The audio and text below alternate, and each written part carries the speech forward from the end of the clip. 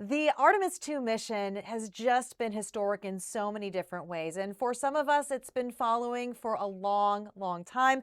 Vanessa Wyche, who is the director of NASA's Johnson Space Center, is joining me. And Vanessa, what does Artemis II mean to you? What has been your favorite part of this journey so far?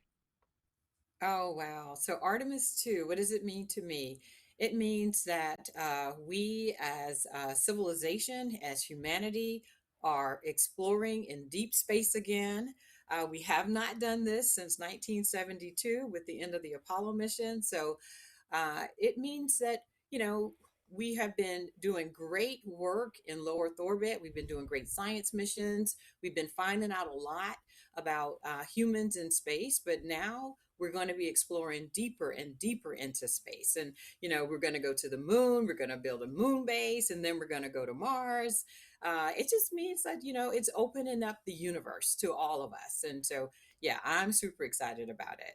Oh, I am as well. We've been following this together for so long now. Now, what are you most excited about after splashdown when the astronauts get to come back home to Houston?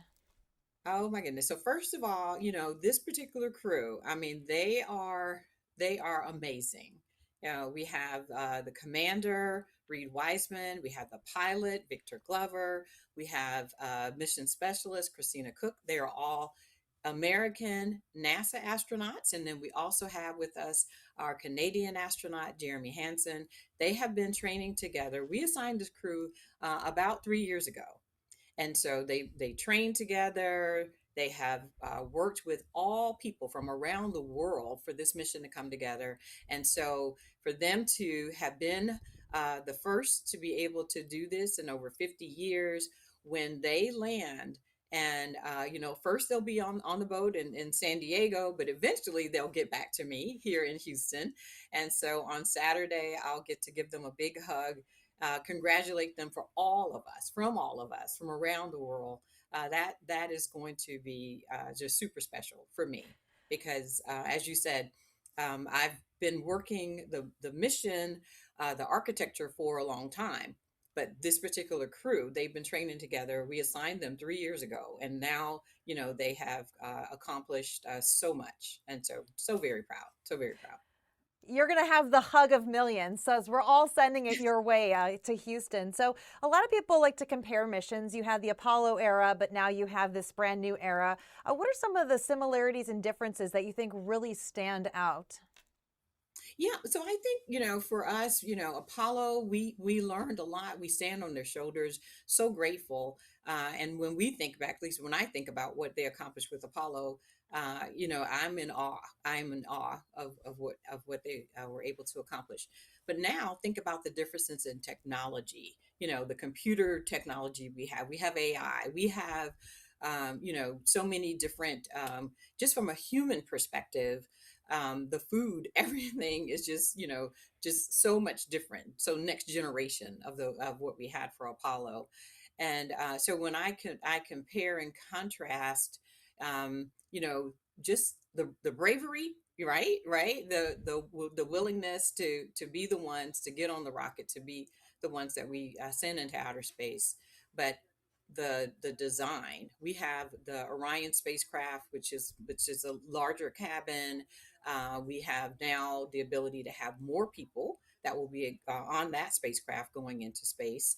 And then from just right now, today, the way that we're able to launch the rockets and return them, it's just the capabilities are just so much greater.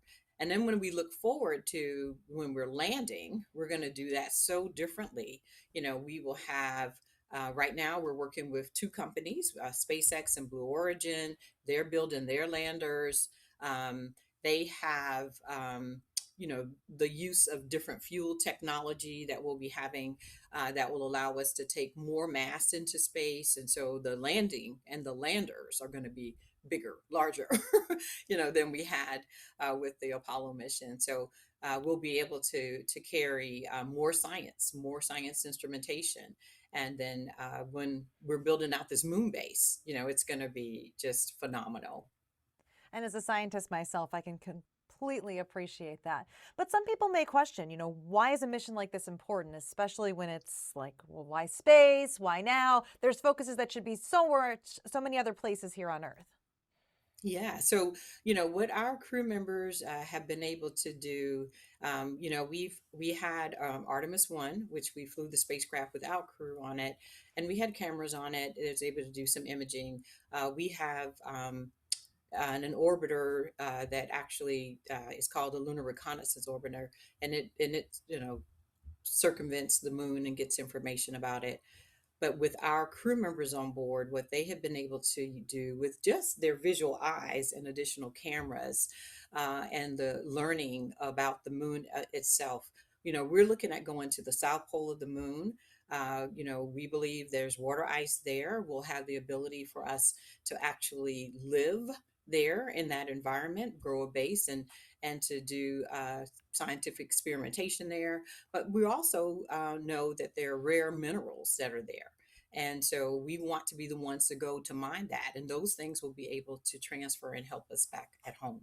And so, what we learned in Apollo, we miniaturize things, some of the things that technology has spun off into, your cell phones, the things that we're able to do now based on what we learned from Apollo, and just look forward to what we'll be able to do going to changes to our economy going forward right here on Earth. I love that. And with so many milestones already, what can we look forward to take from this mission to the future missions, especially as we work closer to putting our astronauts on the moon, Mars, and eventually beyond into deep space? Yeah, so we will be able to take what we've learned from this mission about the human aspects of environments that we're enclosed in. We actually, on this mission, have what we call the avatar. I don't know if you heard about it, but it's actually taken cells from each of these crew members, and we put their cells and we're studying them, the radiation impacts that they're going to be exposed to on this mission. And then we have ground cells that we left on the ground, and we'll be able to set to actually study at a cellular level, the difference between the radiation environment, the impacts of going into deep space versus what happened here on the ground. Though that's just one way that we're able to take the information from this crew and transfer it going forward. From this particular mission, we're going to build to the next one. Right now, we're looking at landing, but we're also saying, what testing do we need to do before we make that next giant leap? So on this mission, we did what we call rendezvous proxops. We learned how to manipulate the Orion so that when we come to the mission where we have to mate between the Orion and the landers, we've done some testing already to get us prepared for that particular operation that will come up in the future mission. Gosh, I mean, when you hear all these things, this is real. This is our generation right now, the new space race that we are part of. And there are so many kids, young adults, college students that are just watching this right now. What do you hope they can take from this and put into their lives, just like so many did from the Apollo era? Yes. Well, plain and simple, I just hope that they can take away that they can see these astronauts, that they can see this spacecraft, that it went around to the far side of the moon, that we had eyes on something that we have never seen before, that they can aspire to do and be anything that they want to be. And that, I just, my takeaway, dream big, and know that, there's nothing that can stop you from doing anything that you want to do. Oh, I absolutely love that. Vanessa, is there anything else that you want people that are watching to take from this mission or take from your message from Houston at NASA's Johnson Space Center? Well, I want to thank the people of Ohio. I want you to know that you have been a major contributor to this mission, the Orion spacecraft. We have what we call the service module, which provides the propulsion for us to be able to do all of these maneuvers. That actually has been managed right there at the Glenn Research Center. And then the Orion spacecraft itself, a lot of testing was done up at the Armstrong test facility. And so I want everyone in Ohio to know that You played a major, major role in making this mission happen. So thank you very much. Well, we love Texas as well. At least I love my cowboy boots and some of that good Southern cooking. But Vanessa Wyche, thank you so much, the director at NASA's Johnson Space Center. We are excited for this Artemis mission and for many more to come. Awesome, thank you. I hope to see you soon. Me too.